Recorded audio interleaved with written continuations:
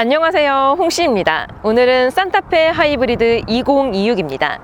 신형 산타페는 두 번째 연식 변경 모델로서 신규 트림 출시와 옵션의 기본화가 있습니다.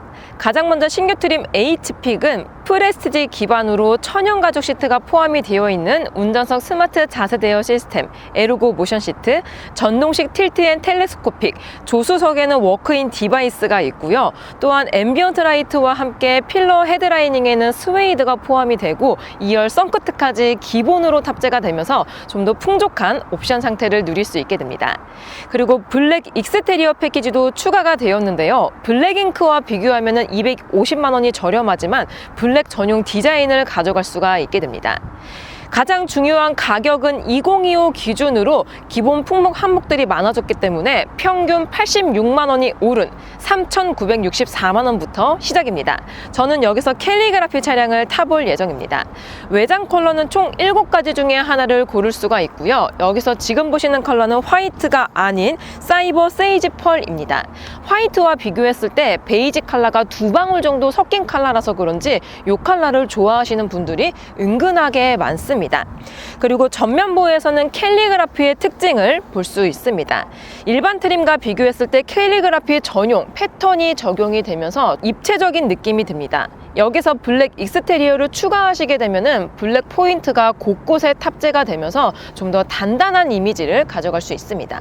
자, 이번에는 측면부로 왔습니다. 산타페 하이브리드는 최저 18인치에서 최대 20인치까지 고를 수가 있습니다. 현재 보시는 차량은 20인치가 탑재가 되어 있습니다. 타이어 스펙은 255에 45 사이즈가 적용이 됩니다. 일단 18인치와 비교했을 때 드레스업 효과 면에서는 20인치가 당연히 예쁘게 느껴집니다. 그리고 캘리그라피 같은 경우는 휠아치가 지금 보시는 것처럼 블랙 하이글로시가 들어가서 그런지 좀 더 고급스러움이 느껴집니다. 이번에는 후면부로 왔습니다. 가솔린과 하이브리드는 기아차 같은 경우는 보통 후면부에 하이브리드 배지가 붙습니다. 하지만 현대차는 따로 배지가 없기 때문에 가솔린과 구분을 하기는 좀 어렵습니다. 트렁크 버튼은 번호판 위쪽에 위치해 있습니다. 현재 이 차량은 6인승 차량이고요. 3열을 폴딩했을 경우에는 628리터, 2열까지 폴딩했을 경우에는 최대 1949리터까지 적재가 확장이 됩니다. 폴딩은 3열 같은 경우는 이렇게 레버를 당겨야지 폴딩이 되고요. 2열 같은 경우는 이 우측에 보시면 버튼 형식으로 자동으로 폴딩을 할 수가 있습니다. 야, 이렇게 전동이 하나가 들어가는 것만으로도 상당한 고급스러움을 느낄 수가 있게 되는 거죠. 그래서 2열까지 폴딩하게 되면은 풀플랫이 가능하기 때문에 차박이라든지 차크닉을 했을 때 별도의 평탄화가 필요하지 않다는 것도 좋게 느껴집니다. 옵션 상태를 보면은 우측에는 220V 단자가 적용이 됩니다. C타입 충전 포트와 함께 개별 에어컨이나 히터를 사용할 수 있는 공조 시스템도 들어가 있기 때문에 3열 승객도 어느 정도 배려를 해둔 모습을 볼 수 있습니다. 짠! 이번에는 산타페 하이브리드 2026 실내에 탑승을 했습니다. 캘리그라피 기준으로 인테리어는 총 4가지 중에 하나를 설정할 수 있으며 지금 보시는 차량은 픽한 브라운 투톤 컬러입니다. 실제로 봤을 때에는 브라운 컬러보다는 베이지에 조금 더 가까운 색상을 가져갑니다.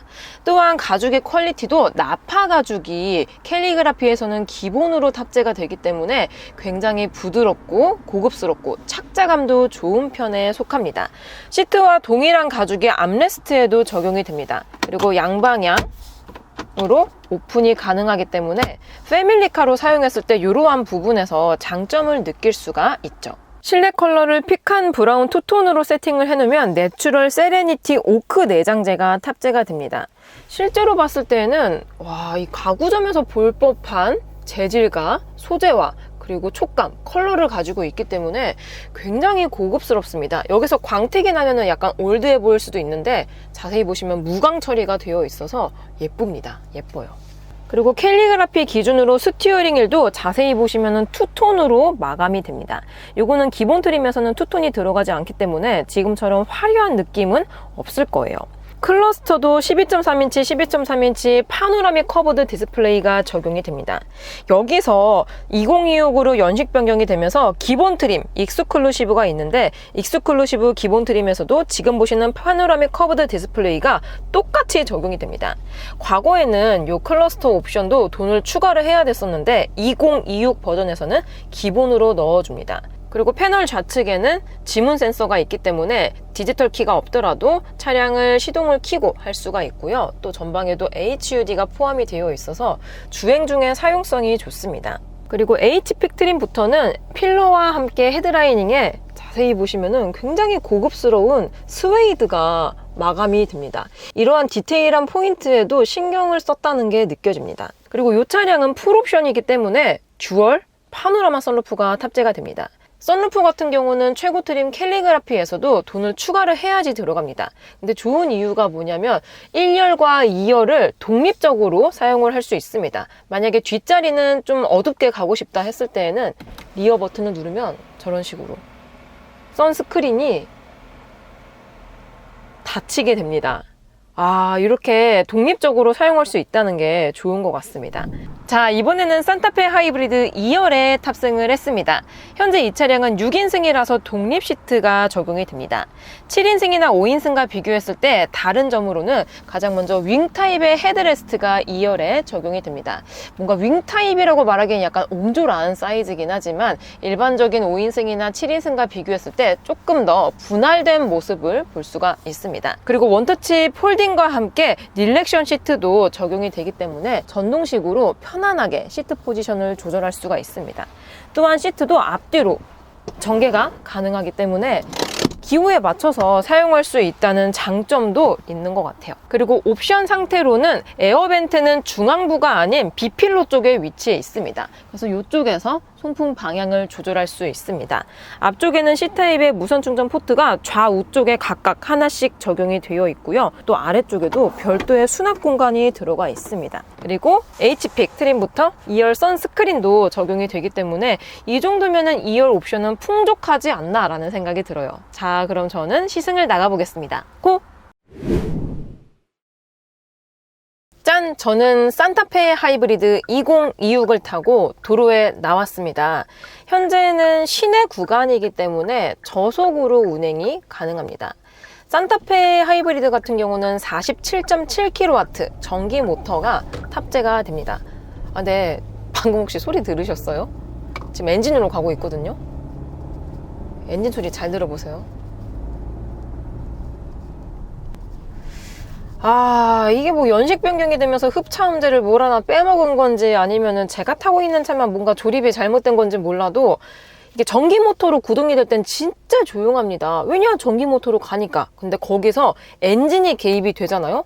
그럼 진짜 얘가 방음을 아예 안 한 건가? 싶을 정도로 이게 제가 녹음한 거를 송출해서 다시 여러분들이 들으시는 거기 때문에 운전자인 저와는 조금 다르게 느끼실 수도 있습니다. 원래 현대기아 하이브리드에 들어가는 1.6 감마2 1.6 가솔린 터보 엔진이 그렇게 음색이 부드럽진 않아요. 원래 좀 약간 거친 편에 속합니다.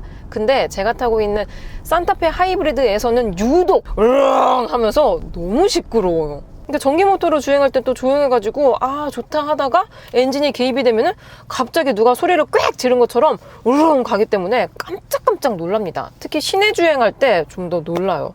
자, 이번에는 회생제동 기능을 느껴보겠습니다. 신형 산타페 하이브리드는 47.7kW 전기 모터가 탑재가 되어 있어서 그만큼 회생제동, 그러니까 브레이크를 걸어주는 힘도 좀 더 강력해졌습니다.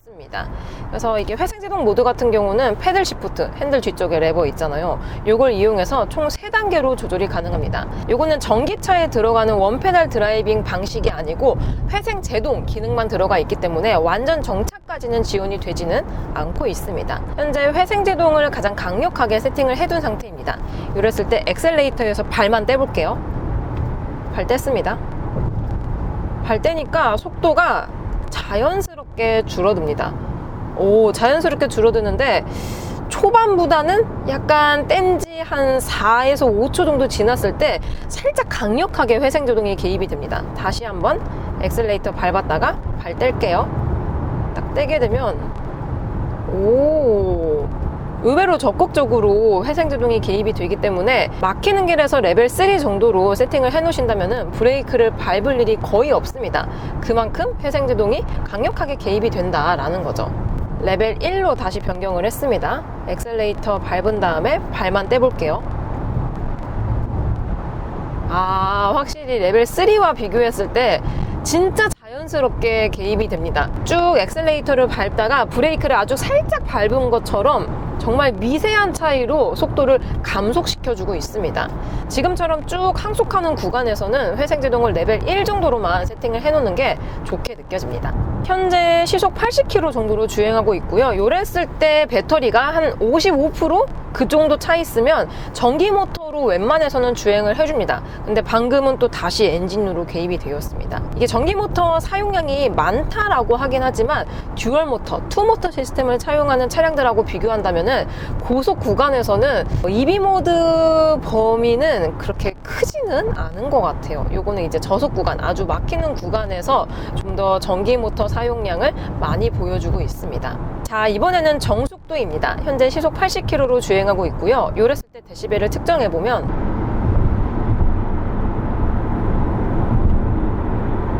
이 정도 데시벨이 나옵니다. 그럼 동일하게 시속 80km에서 윈도우도 한번 내려보겠습니다. 닫아볼게요. 모터가 윈도우를 최종적으로 닫아주는 속도는 나쁘지 않거든요. 근데 이렇게 풍절음도 그렇고 외부 소음 유입이 아까 저속에서도 제가 살짝 시끄럽다라고 말씀을 드렸는데 속도가 나서도 거의 비슷하게 잘 들립니다. 그리고 지금은 속도 감속 구간 이런 데에서도 로드 노이즈가 좀 울려 퍼지기는 합니다. 경쟁 차종이라고 볼 수 있는 소렌토 하이브리드나 아니면 제가 최근에 탔었던 그랑콜레우스 하이브리드와 비교한다면은 산타페는 미묘하게 윈드 노이즈, 풍절음과 외부 소음 유입이 좀 더 많이 되고 있습니다. 로드 노이즈는 소렌토 하이브리드나 그랑콜레우스와 비교했을 때 비슷한 편인 것 같아요. 근데 다만 지금 제가 20인치 휠 사양을 시승하고 있습니다. 원래는 18인치 휠을 가장 많이 고르시거든요. 근데 지금 이 차량 같은 경우는 시승차라서 20인치 휠이 적용이 됩니다. 보통 타이어 인치가 커지면 커질수록 승차감의 손해도 있고 지금처럼 안 좋은 노면에서의 로드 노이즈도 크게 울려 퍼집니다. 왜냐하면 타이어 편병비가 줄어들게 되니까요. 다시 한번 포트홀 구간. 산타페가 한번 두두두둥 울려 퍼지고 나서 소렌토처럼 막 계속 울려 퍼지는 게 아니고 잔진동은 잘 잡아줍니다. 잔진동을 잡아주는 것만 보면은 소렌토보다는 산타페가 훨씬 더 잘 잡아주고 있습니다. 하지만 전체적인 승차감만 봤을 때는 솔직히 모르겠어요. 이게 20인치 휠하고 산타페 하이브리드하고의 궁합이 안 좋은 것 같아요. 굉장히 우들투들한 길에서는 승차감의 손해가 많이 나고 있고요. 또 이러한 충격들을 서스펜션에서 충분히 감속, 그러니까 충격을 흡수를 해줘야 되는데 충분히 못 해주고 있다라고 느껴집니다. 연식 변경이 되면서 옵션들이 기본화가 많이 되고 뭐 신규 트림도 출시가 된 건 좋긴 하지만 이러한 디테일한 포인트들을 조금 더 업그레이드를 시켜줬더라면 어땠을까 싶습니다. 자, 이번에는 가속감을 느껴보겠습니다.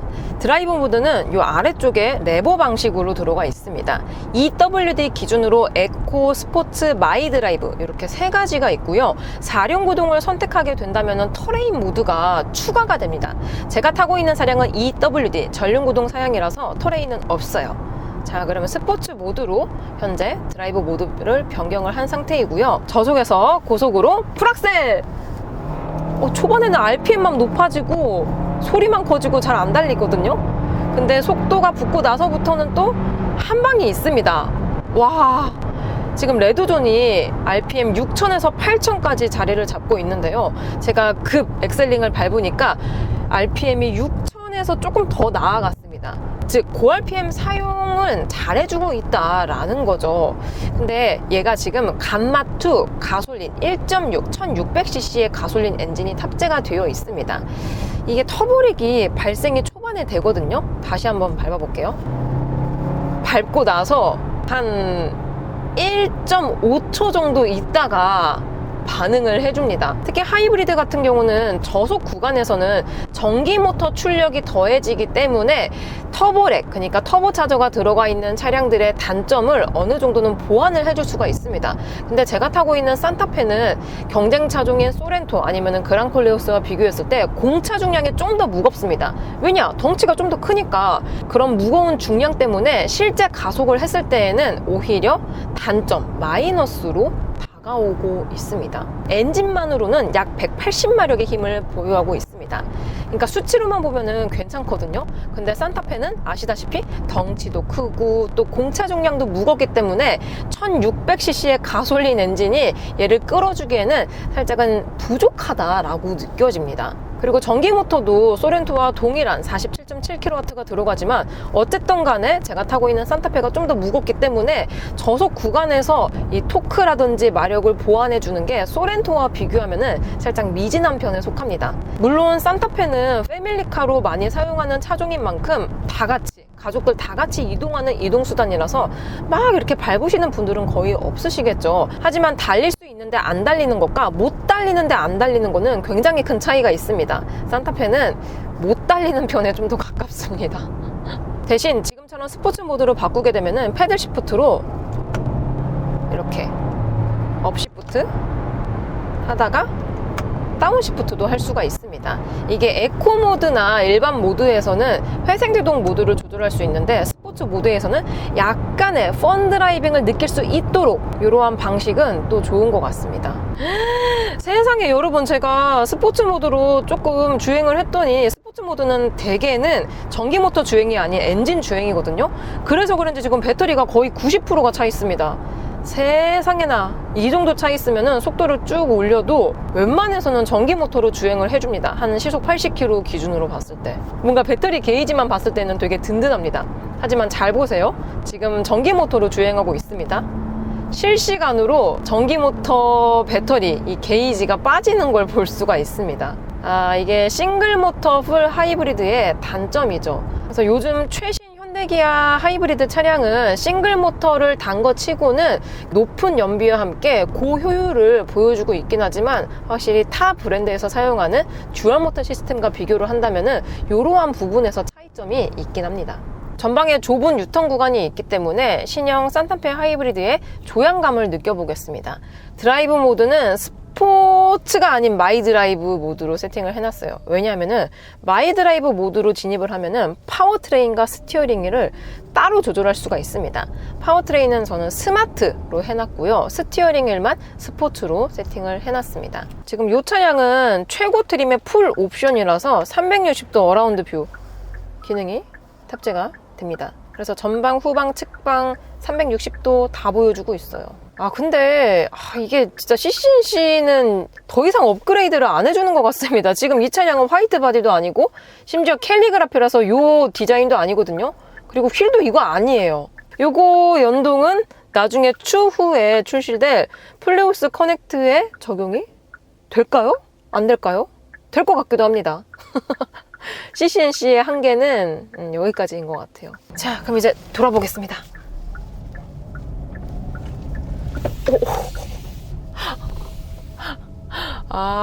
조향 감도는 예리하지는 않아요. 최근에 탔었던 소렌토나 그랑콜레오스와 비교하면 비슷합니다.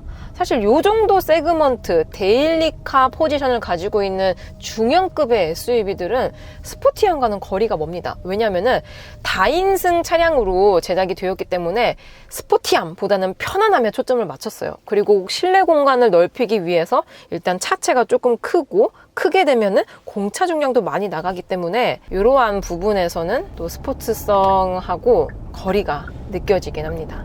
자, 이번에는 전방에 코너 구간이 있기 때문에 신형 산타페 하이브리드의 선의 능력도 살펴보겠습니다. 드라이브 모드는 스포츠 모드로 세팅을 해놓고 속도를 조금 올려서 돌아보겠습니다. 딱 갔을 때 20인치가 버텨주고 있긴 하다. 와, 근데 이게 차가 각지고 커가지고 언더스티어 장난 아니에요.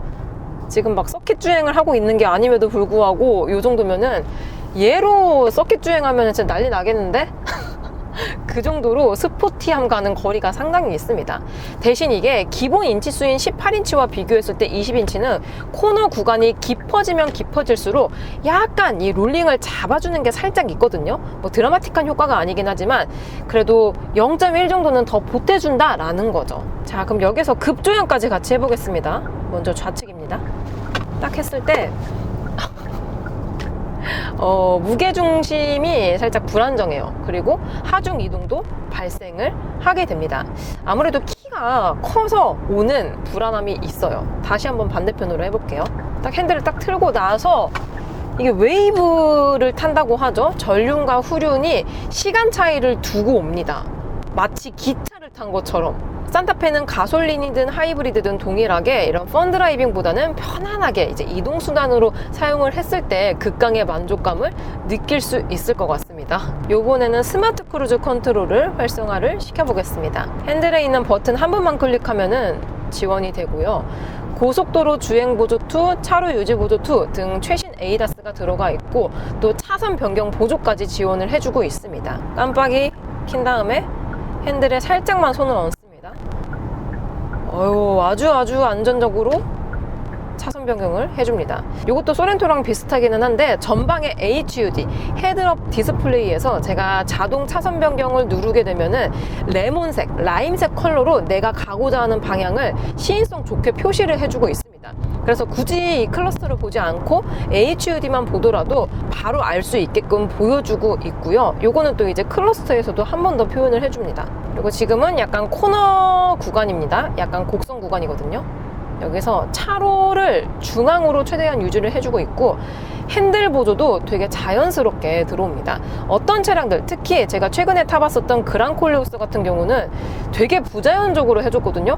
톡톡 톡톡 이런 식으로 중간이 없게 반응을 했거든요. 오히려 불편한 느낌이 들었었는데 산타페 하이브리드의 차로 유지 능력은 상당히 탁월합니다. 그리고 핸들을 잡으시오 경고 문구가 떴고 여기서 짜자잔 너무 부드럽게 했다.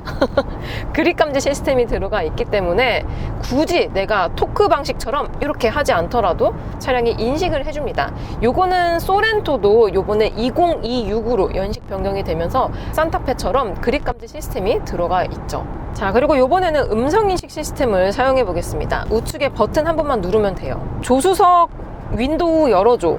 다시 말씀해 주세요. 조수석 창문 열어줘. 동승석 창문을 열게요. 미쳤다. 조수석 창문 닫아줘. 동승석 창문을 닫을게요. 이야, 근데 얘는 영어로 말하면 못 알아듣네요. 윈도우라고 하면 안 되고 창문이라고 말을 해야 됩니다. 뭐 한국에서 만들어졌으니까 이 정도는 이해해 줄 수 있을 것 같습니다. 자, 마지막으로 연비 정보입니다. 신형 산타페 하이브리드는 최저 인치수 기준으로 복합 연비는 리터당 15.5km가 나오고 있고요. 제가 타고 있는 차량은 20인치이기 때문에 복합 연비는 리터당 14.4km가 나온다고 합니다. 현재 트릭 컴퓨터상 얘랑 좀 다르거든요. 일단 제가 한 40km 주행한 기준으로는 연비가 16.2km가 나오고 있고요. 요 인포테인먼트 창에서는 현재 리터당 15km가 나오고 있습니다.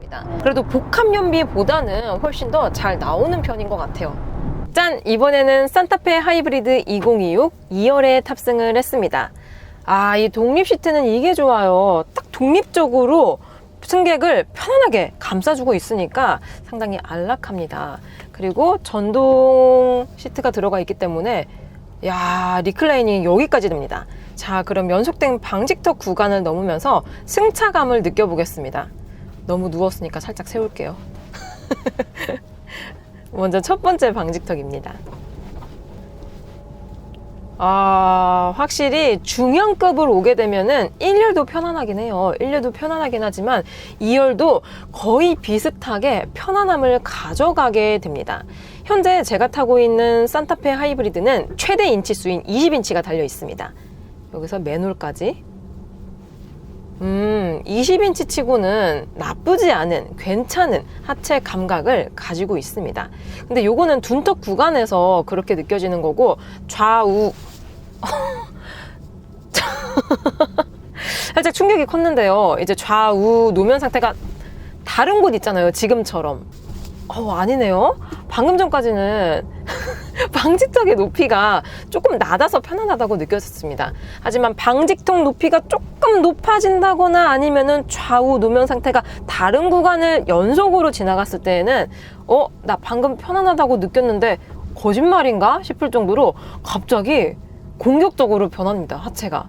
아무래도 최대 인치수인 20인치는 하이브리드 파워트레인에서는 약간은 투머치합니다. 개인적으로 저는 18인치, 처음에 산타페 하이브리드가 나왔을 때 18인치 사양을 시승했었는데 그게 훨씬 더 산타페 하이브리드하고의 궁합이 좋습니다.